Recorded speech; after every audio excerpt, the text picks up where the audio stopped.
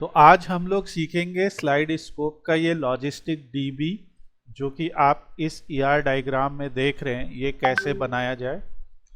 इस डायग्राम को बनाने के लिए जो हमारे पास पूरा प्रोसेस है वो मैंने एक शॉर्ट वीडियो में ऑलरेडी अपलोड कर दिया है, उसका लिंक मैं आपको शेयर कर दूंगा।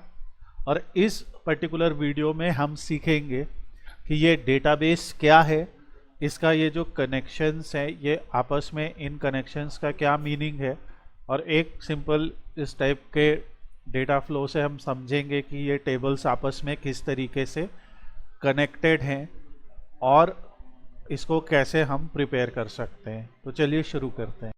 तो हम लोग अपने माई एसक्यूएल की प्रैक्टिस के लिए आज एक नया डेटाबेस इंस्टॉल करने का प्रोसेस देखेंगे, और एक्चुअली वो डेटाबेस देखेंगे। इंस्टॉलेशन का प्रोसेस काफ़ी सिंपल रहेगा।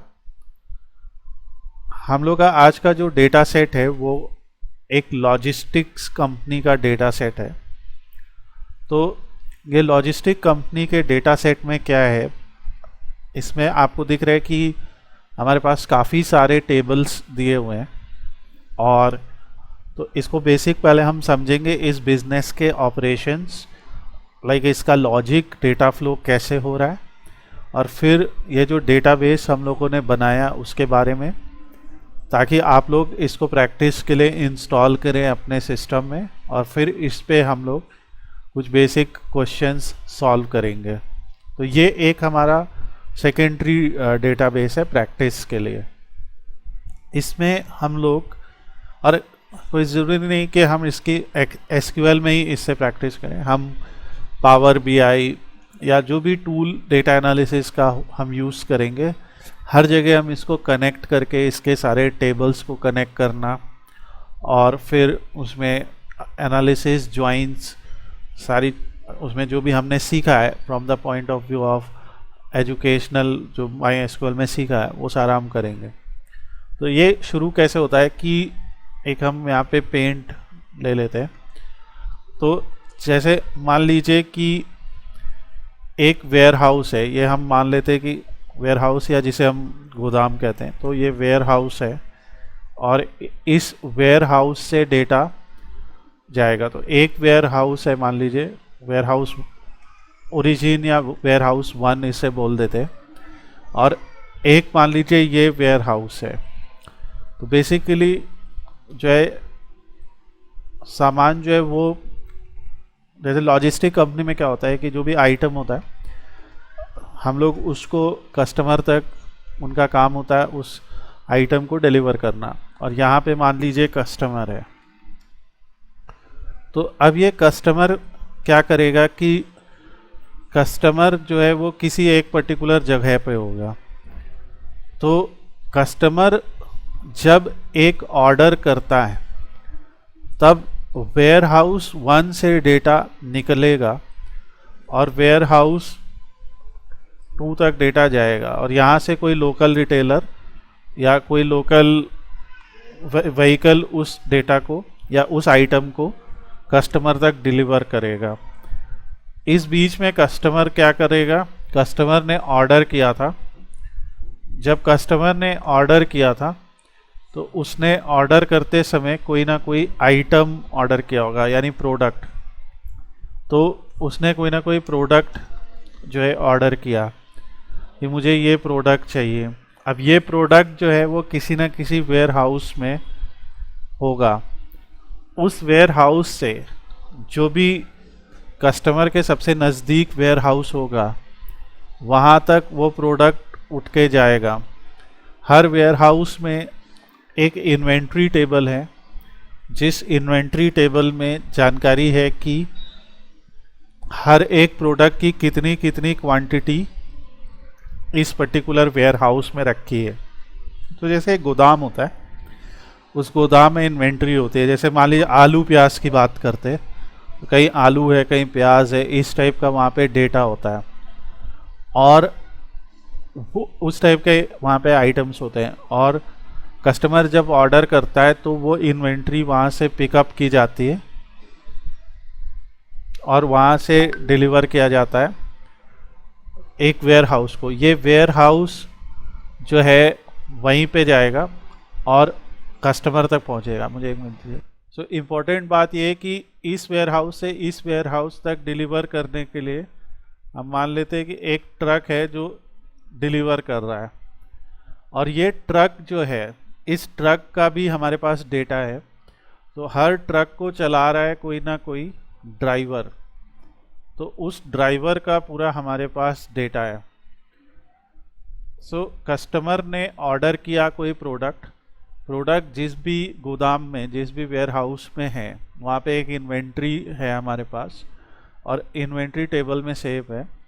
तो कस्टमर के ऑर्डर आने पे ड्राइवर को फ़ोन जाएगा कि भाई अब इस वेयर हाउस से इस वेयर हाउस तक आप इतना आइटम ले जाओ। जैसे उसने 100 किलो आलू ऑर्डर कर दिया, तो 100 किलो आलू लेके ये ट्रक में इस वेयर हाउस से इस वेयर हाउस पहुँचेंगे, और फिर वहाँ से चाहे कस्टमर लोकल पिकअप के थ्रू या किसी लोकल बाइक या जैसे भी पॉसिबल होगा उनको कस्टमर तक पहुँचाएंगे। इस चीज़ में एक और एंटिटी भी है और वो है सप्लायर। ये जो प्रोडक्ट्स हैं इनको सप्लाई करने वाला एक सप्लायर भी है, और ये सप्लायर जो है वो प्रोडक्ट जो है जब भी ऑर्डर होएगा तो इस कंपनी को वो सप्लाई करता है। ठीक है। सो इस टाइप से हम लोग के ये डिफरेंट एंटिटीज़ हैं, और इसी का हम लोगों ने बनाया एक एंटिटी रिलेशनशिप डायग्राम, जिसमें आप देख सकते हैं ये वेयर हाउस है, ये शिपमेंट है, ये है इन्वेंट्री, ये है ड्राइवर। शिपमेंट बेसिकली वो ट्रक है जो किसी ओरिजिन, यहाँ पे आप देख सकते हो, किसी ओरिजिन वेयर हाउस से उठेगा और डेस्टिनेशन वेयर हाउस पे जाएगा। तो ये हमारा एक पूरा प्रोजेक्ट होने वाला है, इसीलिए आज पहले दिन हम लोग इस डेटाबेस को समझ रहे हैं, ताकि अगर हमें डेटाबेस अच्छी तरह से समझ में आ जाएगा तो इस पे हम लोग काफ़ी सारे क्वेश्चन सॉल्व कर सकते हैं, काफ़ी सारी क्वेरीज हम लोग यहाँ पे बना सकते हैं और उनके आंसर दे सकते हैं। इस डेटा को कनेक्ट करने के लिए हम लोग एक टूल यहाँ पे यूज़ कर रहे हैं। इस टूल का नाम है MySQL वर्कबेंच। MySQL वर्कबेंच का काम होता है, ये किसी भी ऑनलाइन या लोकल होस्ट में होस्टेड किसी भी सर्वर के साथ कनेक्ट कर सकता है। तो MySQL वर्कबेंच में मान लीजिए मुझे अपने इसी डेटाबेस से कनेक्ट करना है, तो यहाँ पे सबसे पहले आप जाएंगे और यहाँ पे कनेक्शन इस्टेब्लिश करेंगे। जब भी हमें किसी SQL सर्वर के साथ कनेक्ट करना होता है, तो SQL सर्वर के साथ कनेक्ट करने के लिए हम लोगों को 4 चीज़ों की ज़रूरत होती है: होस्ट, यूज़र नेम, पासवर्ड और डेटाबेस का नाम। HUPD, host, user, password, database. Host एक IP एड्रेस या एक वेब एड्रेस होता है। ये एक IP एड्रेस या वेब एड्रेस होता है जिसमें ये बेसिकली वो सर्वर है, वो होस्टिंग है जहाँ पे डेटाबेस करेंटली रन हो रहा है, सर्व हो रहा है। यूज़र नेम, पासवर्ड ऑब्वियसली उस पर्टिकुलर डेटाबेस को एक्सेस करने के लिए एक क्रेडेंशियल होता है। और डेटाबेस का नाम तो आपको पता ही है, जब आपने कोई डेटाबेस बनाया, जैसे हमने नॉर्थ विंड वाला बनाना सीखा, या स्कूल या कॉलेज, जो भी आपका डेटाबेस होगा उसका ये नाम होगा। कभी कभी ऑप्शनली यहाँ पे एक पोर्ट भी हमसे पूछा जाता है, पोर्ट। तो पहला आप लोग ये कहीं पे नोट कर लें, जैसे कि सो आपको कभी भी MySQL वर्कबेंच के थ्रू कनेक्ट करना है तो आप ये कर सकते हैं। MySQL वर्कबेंच कैसे मिलेगा हमें? सिंपल है, आप MySQL वर्कबेंच डाउनलोड सर्च कीजिए, तो यहाँ पे MySQL वर्कबेंच वाले पे जाइएगा और MySQL वर्कबेंच 8.0.42 वाला जो ऑप्शन है वो आएगा। यहाँ पे मेक श्योर कीजिएगा कि माई एसक्यूएल वर्कबेंच ही लिखा हो। जैसे अभी लास्ट टाइम अक्षरा ने जो किया डाउनलोड, तो उनके में पूरा माई एसक्यूएल ही आ गया। और यहाँ से आप अपना ऑपरेटिंग सिस्टम भी प्रॉपरली सेलेक्ट कीजिएगा।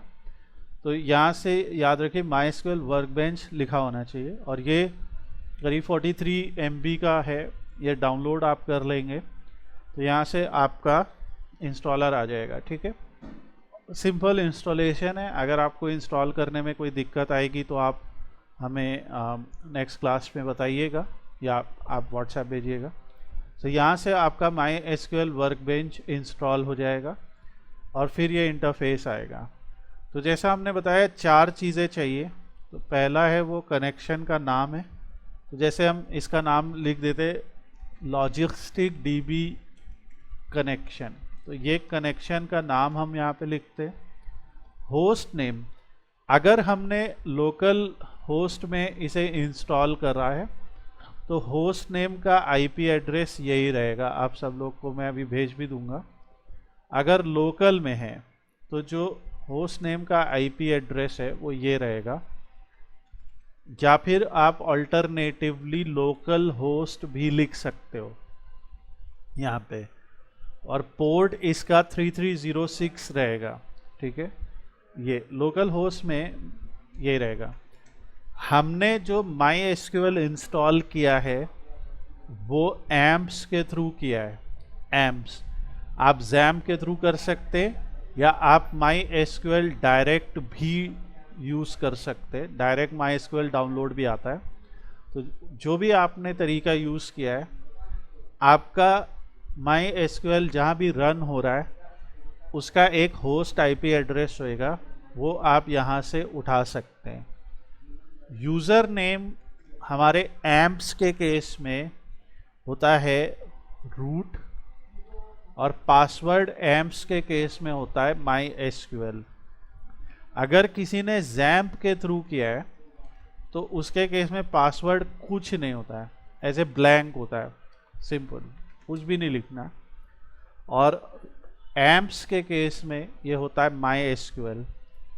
और डेटाबेस का जो नाम है वो हमारा जो भी सर्वर पे नाम आ रहा होगा। तो अगर हम यहाँ से सर्वर पे चले जाते हैं तो ये हमारा सर्वर है, तो हमारा डेटाबेस का नाम है ये जो हमने यहाँ पे लिख रखा है slidescope_logistics DB। ये डेटाबेस आप लोग कैसे इंस्टॉल कर सकते वो उसके लिए मैं पूरा ये एक्सपोर्ट करके आप लोग को भी दे दूँगा। और नहीं तो ये देखिए URL है, इस URL पे यहाँ पे पूरा क्रिएट डेटाबेस, क्रिएट टेबल। तो आप ये एक डेटाबेस बनाइए, उसमें एक एक करके ये टेबल्स आप क्रिएट कर लीजिए। तो ये आपको पूरा मैं URL दे दूंगा, यहाँ से आप लोग एक एक करके टेबल्स वो बना सकते। ये आप लोगों को पहले सिखाया गया। और दूसरा जो हम लोगों का गिटहब पे है, तो यहाँ पे हम लोगों ने इसी डेटाबेस के लिए एक पूरा डंप भी दे दिया है। तो यहाँ पे जैसे ये लॉजिस्टिक्स DB है, तो इसमें हम लोगों ने ये डेटा डंप दे दिया है। तो यहाँ से एक एक करके customer, supplier, product, warehouse, मतलब वो जो गोदाम के नाम है कि ओरिजिन वेयर हाउस कौन सा होगा, डेस्टिनेशन कौन सा होगा, ड्राइवर के नाम, शिपमेंट्स जो जाने, ऑर्डर जो कस्टमर ने किए, ऑर्डर में क्या क्या आइटम है, इन्वेंट्री और रूट्स कौन कौन से जो कंपनी ने डिसाइड किए। अब जैसे ऑर्गेनिक एप्पल, बनाना, वायरलेस माउस, USB कीबोर्ड, ऐसे प्रोडक्ट्स, ये सारा डेटा भी आपको मिल जाएगा। तो ये आप जो है डेटाबेस बनाने के बाद सीधे ये रॉ कॉपी कीजिए और उसको पेस्ट कर दीजिए। अब यहाँ से हम लोग MySQL वर्कबेंच में डिफ़ॉल्ट स्कीमा की जगह अपना ये डेटाबेस ऐड कर देते हैं। पासवर्ड में जो मैंने बताया MySQL ये ऐड कर देते हैं। ठीक है, जैसे इसको ओके करेंगे, टेस्ट कनेक्शन ओके ओके, इस तरीके से क्या हुआ देखिए, लॉजिस्टिक DB कनेक्शन इस्टेब्लिश हो गया। और जैसे इस पे डबल क्लिक करेंगे तो हमारे पास ये सारे डेटाबेस आ गए और ये वो टेबल्स हैं लॉजिस्टिक डीबी की। ये customer, driver, inventory, order item etcetera. मुझे कस्टमर्स देखने हैं तो मैं क्या लिखूँ, सेलेक्ट स्टार फ्रॉम कस्टमर्स। और ऐसा लिख के जैसे ही मैं इस पर्टिकुलर आइकन पे क्लिक करूँगा तो देखिए जितने भी कस्टमर्स हैं उनका सारा डेटा हमारे पास आ गया। अगर मुझे सारे सप्लायर्स देखने हैं तो मैं यहाँ पे सीधे सप्लायर्स का नाम रखूँगा और जैसे ही रन करा सारे सप्लायर्स आ गए।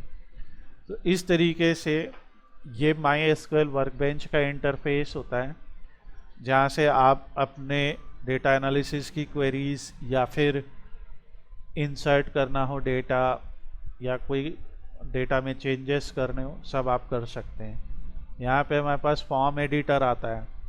मान लो कोई भी डेटा को मुझे चेंज करना है तो यहाँ से मैं उस डेटा को चेंज कर सकता हूँ। ठीक है, जैसे इस डेटा को मैंने सेलेक्ट किया, फॉर्म एडिटर पे क्लिक कर दिया तो यहाँ से उसकी वैल्यू अपने आप फॉर्म में भर के आ गई। यहाँ से मैं उसकी वैल्यू को चेंज कर दूँगा। ठीक है, यहाँ पे फील्ड टाइप सारा लिखा होता है कि कौन से पर्टिकुलर कॉलम का क्या डेटा टाइप है, कौन इंटीजर है, कौन वैरचर है। तो सप्लायर आईडी, तो हम लोग थोड़ा सा टेबल कमांड्स देख लेते हैं। देखिए कस्टमर टेबल में क्या क्या है हमारे पास। कस्टमर आईडी है, इंटीजर, ऑटो इंक्रीमेंट, प्राइमरी की। तो प्राइमरी की ये होती है, जैसे सप्लायर में अगर हम देख रहे हैं तो हर सप्लायर की एक यूनिक आइडेंटिटी है, वो प्राइमरी की है। ओके, और जैसे कंपनी नेम, कॉन्टैक्ट नेम, ये सब तो डेटा अलग अलग सेम भी हो सकता है। जैसे सिटी कई लोग के सेम हो सकते हैं, इसका भी शिकागो है, इसका भी शिकागो है, पर ये प्राइमरी की कभी भी अलग नहीं होएगी।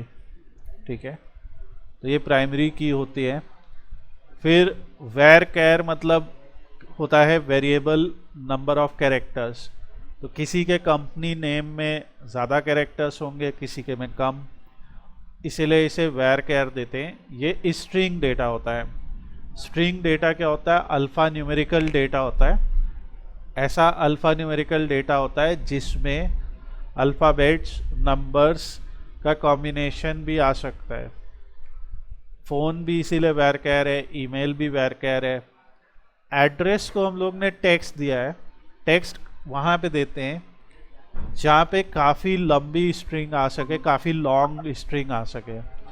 जैसे किसी के एड्रेस में बहुत ज़्यादा कैरेक्टर्स भी हो सकते हैं, तो इसलिए एड्रेस दिया है।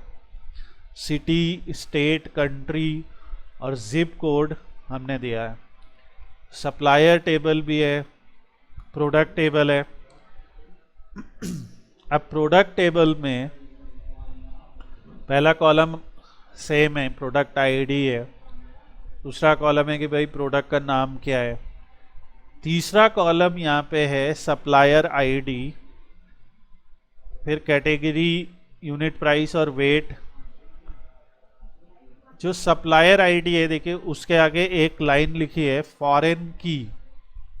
फॉरेन की मतलब क्या होता है, फॉरेन की जैसा आप लोगों को बताया गया है, फॉरेन की ये होता है कि एक टेबल में एक ऐसी वैल्यू, जैसे प्रोडक्ट्स टेबल में एक ऐसी वैल्यू जिसकी सिर्फ यहाँ पे प्राइमरी की लाई गई है, इसका बाकी का जो डेटा है वो सप्लायर टेबल में मिलेगा। तो जैसे ऑफिस चेयर को सप्लायर 5 सप्लाई करते हैं, और ये सप्लायर 5 कौन है, ये कोई टोक्यो एग्रो करके हैं। अब यहाँ कोई बहुत लॉजिक नहीं है, बट ये इस पर्टिकुलर कंपनी ने वो प्रोडक्ट सप्लाई किया है और ये उनका डेटा है, और किस यूनिट प्राइस पे किया है, क्या वेट है।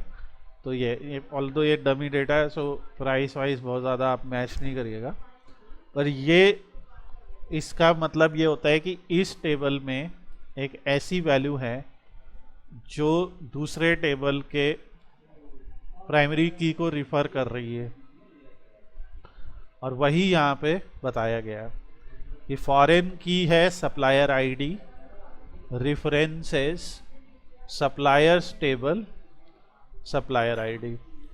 और याद, सर फॉरेन हाँ बताइए। सर फॉरेन की का डेटा सर डिलीट क्यों नहीं होता है? फॉरेन की का डेटा डिलीट इसलिए नहीं होता है क्योंकि वो लगाई इसीलिए गई है। देखिए, अब मैं आपको एक एग्जांपल दिखाता हूँ।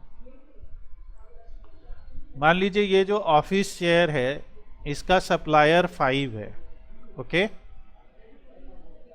अगर मान लीजिए मैं इस सप्लायर 5 को डिलीट कर दूं यहां से,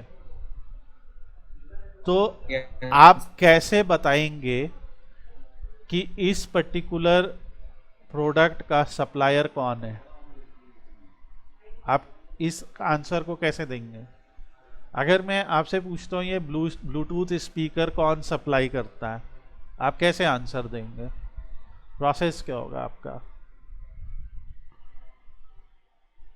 प्रोसेस यही होगा ना कि भाई आप देखेंगे कि इस ब्लूटूथ स्पीकर को सप्लाई करने वाला सप्लायर आईडी 2 है। फिर आप सप्लायर टेबल में जाएंगे और देखेंगे कोई टेस्ट गियर नाम की कंपनी है, वो ये सप्लाई करती है। पर अगर मैं इस कंपनी को ही डिलीट कर दूं डेटाबेस में से, राइट, तो आपसे पूछूं फिर कि ये ब्लूटूथ स्पीकर कौन देता है, तो यहां पे आपको ब्लैंक नजर आएगा ना। Are you getting my point? तो आप जवाब नहीं दे पाएंगे, और ये जो पर्टिकुलर डेटा है ये इसे कौन सप्लाई कर रहा है पता ही नहीं चलेगा। तो इसलिए ये फॉरेन की कंस्ट्रेंट लगा दिया जाता है कि अब उस सप्लायर आईडी को आप तब तक डिलीट नहीं कर सकते जब तक कि उसमें कोई प्रोडक्ट है, क्योंकि अगर आपने वो डिलीट कर दिया तो फिर उस प्रोडक्ट का सप्लायर कौन है ये बताना इम्पॉसिबल हो जाएगा। हाँ, प्रोडक्ट डिलीट कर दो तो हो जाएगा। मैंने अभी क्या एक्सप्लेनेशन दिया कि इस सप्लायर को आप तब तक डिलीट नहीं कर सकते जब तक कि इस सप्लायर का कोई भी प्रोडक्ट यहाँ पे मौजूद है। अब देखिए, यहाँ पे हमारे पास 1 2 ऐसे करके सप्लायर दिए हैं, तो हम आपको एक कमांड बताते हैं, ये हमने पहले भी सीखी है। Select distinct supplier ID from products. ये जो डिस्टिंक्ट कमांड है ये क्या करती है? यूनिक सेट ऑफ वैल्यूज देती है उस पर्टिकुलर कॉलम का जो हमने सेलेक्ट किया है। तो ये रिटर्न कर रहा है 1 2 3 4 5 6 7 8, ठीक है। 1 से लेके 8 तक के ही सप्लायर हैं, पर यहाँ पे सप्लायर आप देखिए तो कितने हैं? 12। Are you getting my point? तो यानी कि ये जो 9 10 11 12 इन्हें हम डिलीट कर सकते हैं। क्यों डिलीट कर सकते हैं? क्योंकि इन सप्लायर्स के कोई यहाँ पे प्रोडक्ट है नहीं, और इन सप्लायर का कोई रेफरेंस यहाँ पे है नहीं। तो ये गलती ना हो उसको रोकने को कहते हैं कंस्ट्रेंट, और कंस्ट्रेंट जो है वो कहलाता है फॉरेन की कंस्ट्रेंट। वही यहाँ पे लगाया गया है और इसमें आप बताते हैं। सो इसी तरीके से वेयर हाउस बनाया गया है। इसमें भी हमें वैसे ही वेयर हाउस भी एक तरीके का मास्टर टेबल है। हम मास्टर टेबल इसलिए बोल रहे हैं कि जैसे वेयर हाउस है, इसमें आपको कोई फॉरेन की कुछ नहीं दिखेगा, तो इस टेबल में आप कुछ भी बदलाव कर सकते हैं। सप्लायर है, इसमें भी आपको कोई भी फॉरेन की नज़र नहीं आ रही है। तो ज़्यादातर होता है क्या है कि पहले जो मास्टर टेबल्स होते हैं ना उसमें डेटा फिल किया जाता है, तो आप ये सीक्वेंस याद रखिएगा। इसी तरह कस्टमर है, ये भी इसमें भी कोई फॉरेन की नहीं है, ये किसी पे डिपेंड नहीं कर रहा है।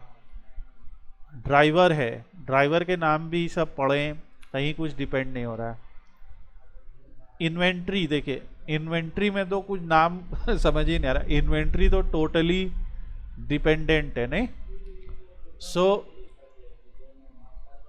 यहाँ पे जो भी डेटा है उसमें वेयरहाउस की आईडी है और प्रोडक्ट है। यानी इससे क्या पता चल रहा है, जो अभी मैंने थोड़ी देर पहले बताया कि उस वेयरहाउस में जो इन्वेंट्री है वो एक कोई प्रोडक्ट है। सो इन्वेंट्री, इस इन्वेंट्री टेबल से यही जुड़ा हुआ है कि वो इन्वेंट्री किस वेयरहाउस में है और वहाँ पे कौन सा प्रोडक्ट स्टोर्ड है, ये जानकारी यहाँ पे दी है, वेयरहाउस आईडी और प्रोडक्ट आईडी। सो यही है, इन्वेंट्री आईडी है। अब हर इन्वेंट्री आईडी आप देख रहे हैं एक प्रोडक्ट आईडी और एक वेयरहाउस आईडी के साथ में टैग्ड है। फिर ये ऑर्डर आइटम्स हैं कि उस पर्टिकुलर ऑर्डर आईडी में कौन सा प्रोडक्ट, कितनी क्वांटिटी, कितने यूनिट प्राइस पे ऑर्डर हुआ। तो इससे क्या होएगा कि जो हमारा प्रॉफिट एंड सेल्स का एनालिसिस है, टोटल सेल्स एनालिसिस है कि हमारा टोटल रिवेन्यू कितना हुआ, तो बहुत सारी चीज़ें होती हैं कि net sales, gross sales, EBIT, आप लोग ने ये सब नाम सुने होंगे, नहीं सुने तो हम लोग पढ़ेंगे ये सब। जैसे ग्रॉस सेल्स कितनी हुई, रिवेन्यू, कुछ चीज़ें एक ही होंगी पर मैं आपको नाम बता रहा हूँ। जो होता है EBIT, earning before income, interest and tax. So gross sales, revenue, profit, net profit, ऐसे सब टर्म्स होते हैं ना। तो ये सब जो फाइनेंशियल टर्म्स हैं इनको भी सीखेंगे। सो ये कैलकुलेट करने के पहले जो ये कैलकुलेशंस हम लोग सीक्वल से करेंगे, उसके पहले हमें ये डेटा सेट, डेटाबेस का लेआउट समझ में आना चाहिए। ओके, सो वो आप लोगों को अभी बताया गया है। तो इसमें ये पूरा डेटा सेट है, मैं अभी आपको एक्सपोर्ट करके दे दूंगा, और वैसे मैंने बता ही दिया रॉ डेटा है। तो आज आपका काम है इस डेटा सेट को पूरा सेट करना, और जब आप इसे PHP MyAdmin में देखते हैं तो मैंने आपको पहले भी बताया, यहाँ पे हमें डेटाबेस के नाम पे क्लिक करना है, मोर पे क्लिक करना है और डिज़ाइनर पे क्लिक करना है। इस तरीके से हमारा ये गंदा सा डिज़ाइनर आ जाएगा। इसे फुल स्क्रीन में करके थोड़ा सा ऐसे सेट कर लो। ये रूट्स क्या है, रूट आपके समझ में आ रहे हैं, रूट क्या होंगे यहाँ पे। रूट वही जो मैंने जैसे बताया, प्री डिफाइंड रूट्स होते हैं कंपनी के, कि जब सामान ऑर्डर होगा जैसे फ्रॉम A to B, तो उन प्री डिफाइंड रूट्स पे जाएगा। ठीक है, सो वो सब यहाँ पे है। तो इस टाइप से ये कुछ डेटाबेस है और ये हम यहाँ रख देते हैं। तो ये हमारा कुछ उलझन सुलझन वाला हैरी पॉटर का है, जिसमें आप देख सकते हो कौन सा एलिमेंट कहाँ से कनेक्टेड है, और इसका आप एक स्क्रीनशॉट ले सकते हो और मैंने ऑलरेडी ले रखा है। सो ये हमारा जो है आपको आज बनाना है। हम लोग का सिर्फ आज इंट्रोडक्टरी पार्ट है। आप लोग को MySQL वर्कबेंच भी ओपन करना है। MySQL वर्कबेंच में जैसे आप देख रहे हैं कि यहाँ से आपके पास टेबल दिख रहे, कुछ नया नहीं है MySQL वर्कबेंच में, सिर्फ इंटरफेस अलग है। MySQL वर्कबेंच में भी वही चीज़ हो रही है, जैसे मुझे देखना है कितने ऑर्डर्स हुए तो सेलेक्ट किया, मुझे प्रोडक्ट देखने सेलेक्ट किया, रूट्स देखने सेलेक्ट किया। तो ये यहाँ पे भी कुछ नया नहीं है, सारी वही चीज़ें हैं। यहाँ पे भी आप वही चीज़ कर रहे हो। जैसे व्यू में यहाँ पे अलग अलग पैनल है, साइड बार हटा दो, ये वो, तो इसको भी हम लोग समझते रहेंगे। और आज आपका जो मेजर वर्क है, to create the database and to understand its structure, ये आपका मेजर काम है। ओके, तो इसको आप आज करिए। सो ये हमारा डायग्राम है, आप लोग इसको प्रिपेयर करिए और हम लोग फिर इसके आगे नेक्स्ट क्लास में कुछ क्वेरीज के साथ कंटिन्यू करेंगे।